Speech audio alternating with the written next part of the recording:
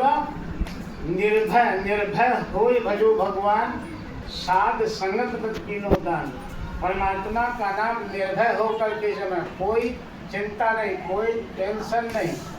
सुबह स्नान किया, पूर्व दिशा की तरफ मुंह करके जो है ना, अगर आप जप करते हैं तो कार्य की सिद्धि जल्दी होगी। पूर्व दिशा कार्य सिद्धि की है, पश्चिम दिशा लक्ष्मी प्राप्ति की है, उत्तर दिशा मोक्ष की है और दक्षिण दिशा दुश्मन के विनाश के लिए है। तो पूर्व दिशा में वो करके मंत्र का जप करने वाला जीव हमेशा सुखी रहता है। कर्ता पुरुष निर्भव, वहाँ डर भय नहीं है उसकी गोद में। जब हम चले जाते हैं, उसका जब नाम लेते हैं तो कोई भी डर भय, निर्भव निर्वैर, वैर विरोध से रहित है परमात्मा। वैर विरोध तो हम यहाँ करते हैं, आ करके जब बड़े हो जाते हैं, बड़ों का साथ मिल जाता है फलाने ने यूँ कह दिया, हमारे घर नहीं आए, हमारे शादी में नहीं आए, हमारी बिटिया को यूँ बोल दिया। वैर विरोध तो हम यहाँ करते हैं, परमात्मा के घर में कोई विरोध। बालक जब पैदा होता है तो वो निर्विकार होता है, उसके अंदर कोई विकार नहीं। छोटे बच्चे को कोई भी व्यक्ति गोदी ले सकता है, किसी भी कास्ट का हो, लेकिन उसको ये थोड़ी पता है कि ये मेरा है कि पराया है।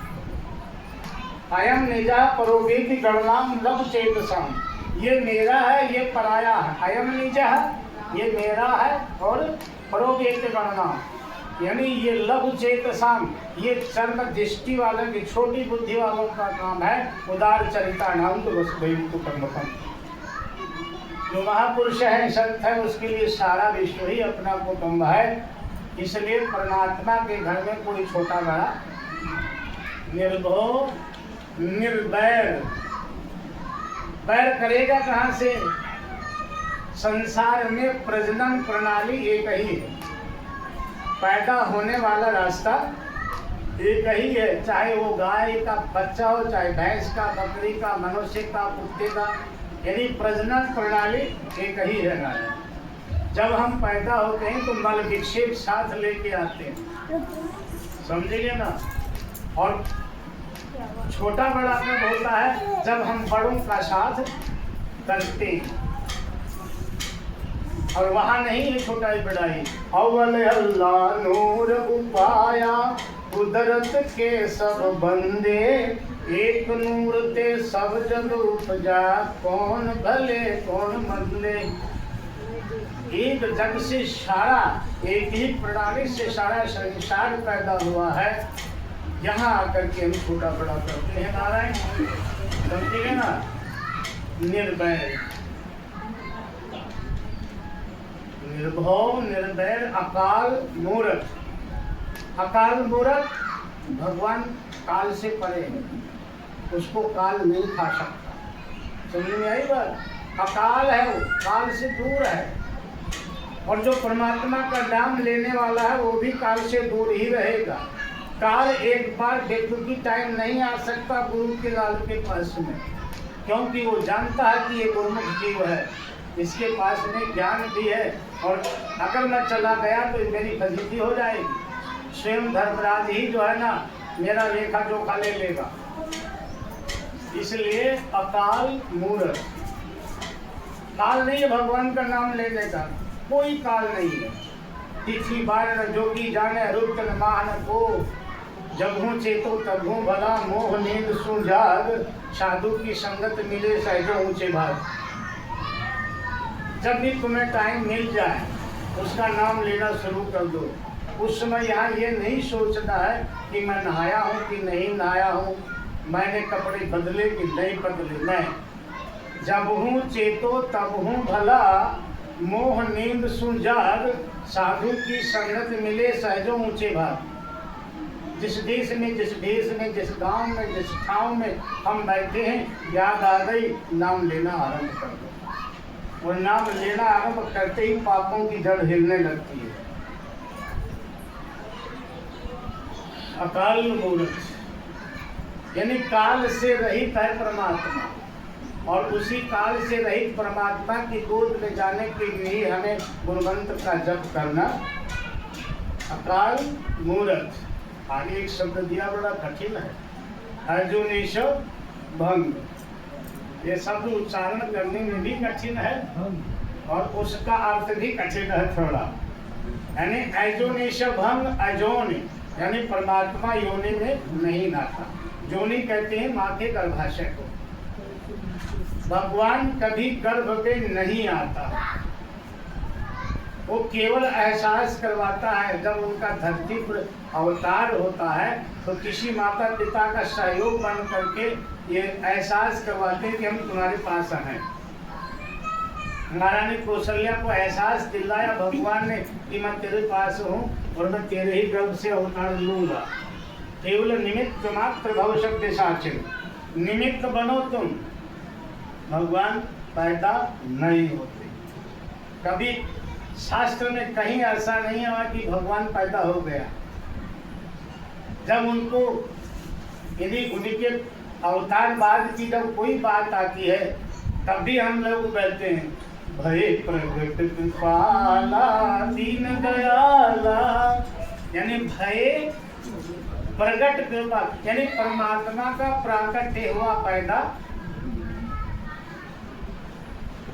अजोनी माँ के गर्भ में जीव बार बार आता है, बड़ा कष्ट होता है। गर्भोपनिषद में जीव के कष्ट की कथा है। जब जीव महीना पेट में 7 महीना का हो जाता है तो उसको सारी बातें याद आ जाती हैं। भगवान से प्रार्थना करता, ठाकुर इस जगह से मुझे बाहर निकाल, अब की बार मैं तेरा नाम भूलूंगा ही नहीं। और परमात्मा कृपा भी करता है। 9 महीने में प्रसव भाई को प्रेरणा दे करके धरती पर करता है और आते ही वो बालक रोने लगता है। वाई वाई तू कहाँ, मैं कहाँ, तू कहाँ, रोने लगता है। क्यों?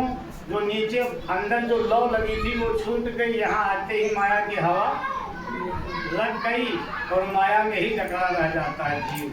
सारी जीव प्रपंच में रहता है और इसीलिए जीव रोता है कि महाराज अभी जो तेरी छवि थी वो हट गई मेरे पास से, अब क्या करूं मैं, तू कहाँ, मैं कहाँ। हाँ, बहुत से बालक ऐसे भी होते हैं कि पैदा होते और रोते ही नहीं, तो माताएं टीका टिप्पणी करती है कि फलाने के धारवा रोई भाई नहीं गई। क्यों? उनको पूर्व का ज्ञान रहता है कि संसार में सुखदेव जी जो थे ना, सुखदेव जी तो अपनी माँ के पेट में 12 बरस तक थे। भागवत में सुना कभी आपने?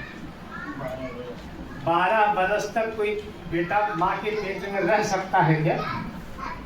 लेकिन था वो, क्योंकि व्यास जी कथा सुनाते थे, सारे वेद पाठ करते थे। वो सुनता रहता था कि मैं बाहर जाऊंगा तो माया मुझे जकड़ लेगी और हमें स्त्री के चक्कर में भी पड़ जाना पड़ेगा, जिससे भोगने पड़ेंगे, इसलिए वो निकला ही नहीं बाहर। तो व्यास जी ने जो है ना प्रार्थना की कि बेटा तू बाहर निकल, तेरी माँ को बड़ा कष्ट हो रहा है। तो जो है ना यानी माँ के गर्भ से वो प्रकट होते ही और उसके जंगल की तरफ चल गया। 12 वर्ष का बेटा बड़ा हो जाता है, समझिए ना। वहाँ वर्णन आया भागवत में, यम प्रव्रजन्तम अनुपेतम अपेत कृतं द्वैपायनो विरह कातर जुहाव पुत्रीति तन्मयतया करवोभिने दुस्तं सर्वभूत हृदयं मुनिमान तुष्मि। यम प्रव्रजेत, बेटे रुको रुको, कि तुम कहाँ जा रहे हो, उठते हुए चल दिया, क्योंकि उसको ज्ञान हो चुका था।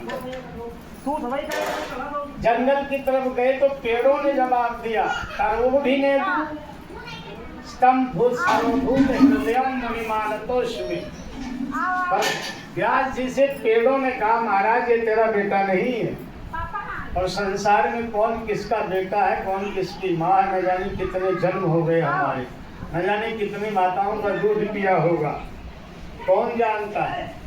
एक एक युग लाखों वर्ष का है और हमारे आपके कितने जन्म हो गए होंगे। इसलिए हमें ज्ञान की जरूरत है। हमें ज्ञान गुरुओं से मिलता है। ऐजोनिश भंग, यानी माँ की योनि में भी बार बार नहीं आता जीव, योनि से छुटकारा मिल जाता है। इसलिए गुरु प्रसाद जप, ये गुरुओं का प्रसाद है। सोते उठते बैठते इसको जप करना चाहिए, जिससे कि हमारे शरीर के रोग भी दूर हो जाए और हमारी बुद्धि भी निर्मल हो जाए और हमारे बच्चों की भी आयु दान हो, विद्या दान हो, यशस्वी हो जाए। इसलिए हमें गुरुओं की जरूरत है। नारायण, जितना ज्ञान मैं गुरुओं के लिए निमित्त जो है ना भक्तों को सुना रहा हूँ, उतनी ही प्रक्रियाएं गुरुओं पर भी लागू है। ध्यान रखना, यानी गुरु में कितनी पात्रता है, गुरु कैसा है। देशे काले च पात्रे तद्दानम सात्विकम विदु, यानी देश कैसा है, ये पात्र कैसा है और ये किस जगह पर रहता है। हमारे द्वारा दिया हुआ 10-5 रुपया जो है सही जगह प्रयोग हो रहा है कि नहीं हो रहा है, सब कुछ समझना चाहिए। भाई मैं चौकी पे बैठाते हो आप, हमें साधुओं को चौकी पे बैठाते हैं और चौकी पे बैठ के इस चौकी के मैं रखवाले ही ना करूं तो उस पर बैठना न बैठना, यानी मेरे लिए नियम लागू है। चोरी नारी और मिथ्या और करे सो साधु की इच्छा, बलाय से बच करके जो समाज का काम करता है। हमारे सत्य सनातन वैदिक धर्म की धर्मो रक्षति रक्षिता है। धर्म की रक्षा कैसे होगी? धर्म को हम अपने धर्म की रक्षा करेंगे तो धर्म हमारी रक्षा करेगा। अगर हम ही नहीं कदम उठाएंगे तो धर्म हमारी रक्षा नहीं करेगा। आज मेरी गीता ना होती तो आज पाकिस्तान के बॉर्डर पर भारत न लड़ता। मेरी गीता का ज्ञान है ये। जन्मे जन्म भूमश्च स्वर्गादप गरीयसी, अपनी माता अपनी मातृभूमि और अपने देश भूमि, सबसे बड़ा जो हमारा ज्ञान है इसका, और यही ज्ञान पूरे विश्व को भारत ने दिया है। जितनी भी देश है, जितना भी मिलिट्री शासन है, अगर हमारे अंदर तो दया है। हमें जब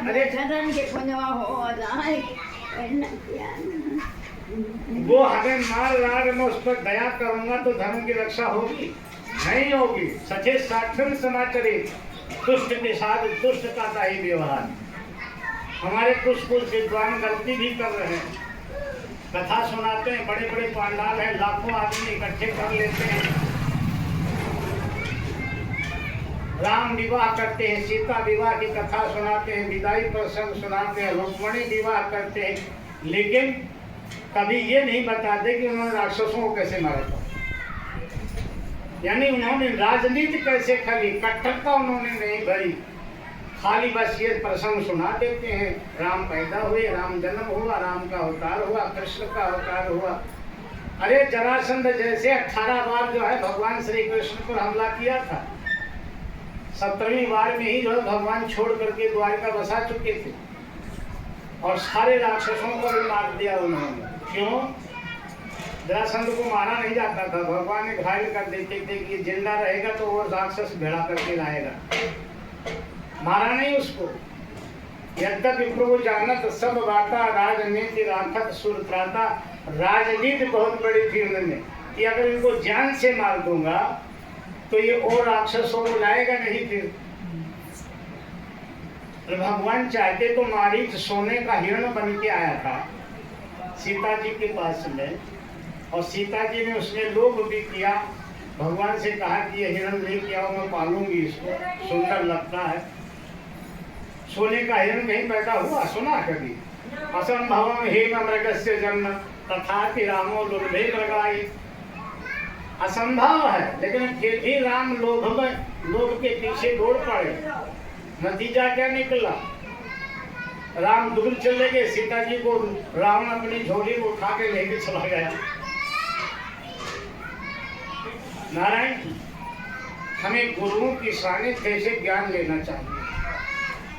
वो ज्ञान चाहे हमारे बच्चों से संबंधित हो, या हमारे परिवार में है, या घर में हमारे यहाँ धर्म अर्थ काम और मोक्ष की व्याख्या क्या है, लक्ष्मी कैसे कमाई जाती है, लक्ष्मी घर में रुकेगी कैसे, और उसका ज्वलंत उदाहरण आपको कैसे मिलेगा। ये जो है ना गुरुओं से सीखना चाहिए। अपने सुख दुख की बात, अपनी भलाई वाला कोई भी प्रश्न जो है ना गुरुओं से पूछा जा सकता है और पूछना भी चाहिए। क्यों, अभी मैं पीछे में बोल चुका हूँ कि हृदय ज्ञानानुमुक्ति, बिना ज्ञान की मुक्ति होने वाले गुरु शब्द की मैंने व्याख्या किया। विद्यालय में लिखते हैं कि अस्तो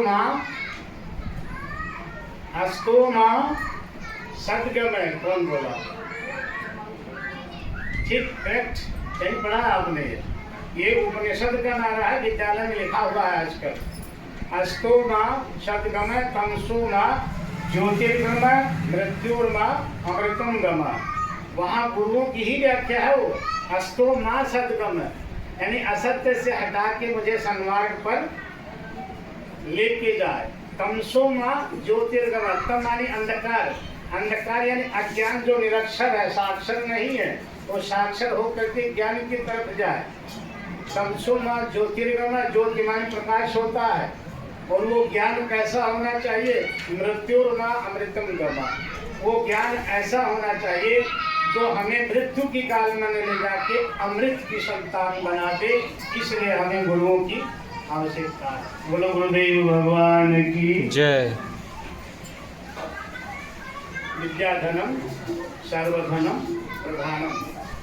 विद्या सारे धनों में सबसे बड़ा प्रधान है, और ये गुरुओं से ही मिलता है। ध्यान रखना, स्कूल में पढ़ाने वाले अध्यापक भी गुरु हैं, और हमें जो धर्मार्थ यानी धर्म से निमित्त जो ज्ञान देने वाला है वो भी गुरु है। अंतर केवल इतना है कि वो तनख्वाह लेते हैं, हम बिना तनख्वाह के। समझ गए ना? इसलिए हमें गुरुओं की आवश्यकता है। नारायण गुरु ब्रह्मा गुरु विष्णु गुरुदेव, एक प्रेम की गंगा बहती है गुरुदेव तुम्हारे चरणों में, एक प्रेम। बोलो सुन लो, गुरुदेव फल मिलता है सब तीर्थों का, दर्शन तुम्हारे चरणों में मिलता है। माँ के नहीं दौड़ो, बोलो ना, सब बोलो साथ में। फल मिलता है सब